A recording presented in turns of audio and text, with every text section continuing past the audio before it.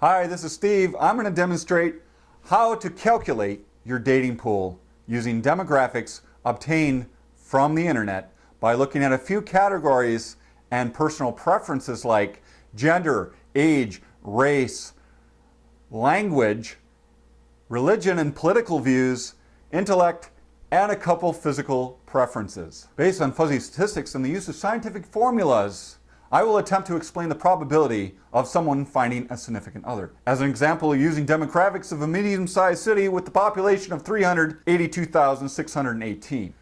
Using myself as a test subject, I will begin to eliminate the obvious candidates that would clearly not make a suitable mate.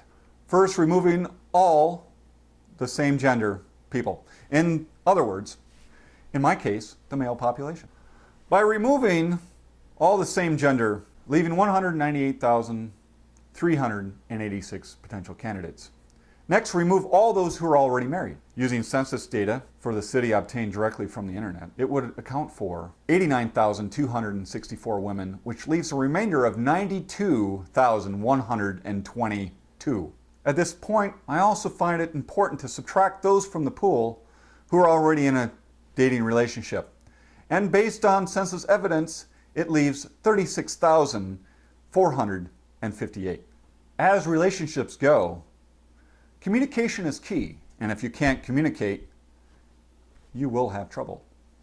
So, subtract the remaining figure of all those who do not speak your language. On a side note, I know the language of love has no bounds, yet this is a non-subjective science, and as such we are obligated to remove those who cannot communicate with you in the same language. My city's census English speaking only is 80.74%, leaving 31,864 potential mates. And then remove those who are institutionalized because, well, they're just, really off the market, which leaves a total of 26,163. Now you may be asking yourself, well, values are important. Well, they are. So values are important to any relationship, and having aligned beliefs will help you build a strong foundation. So remove those potentials who do not hold the same religious beliefs.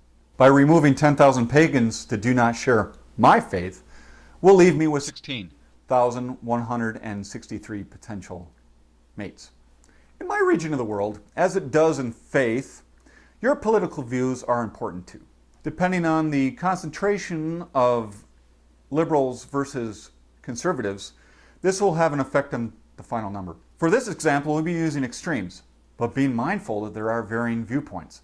However, we will be using polar opposite. Unfortunately, this will narrow the field significantly by removing those who do not share your political views, but may otherwise be caring, loving partners. But this is fuzzy statistics, and this is the way it works. Sadly, they must be removed from the pool. This leaves 8,728. Let's look at age. I'm going to be a little more strict here using the demographic information in my age group.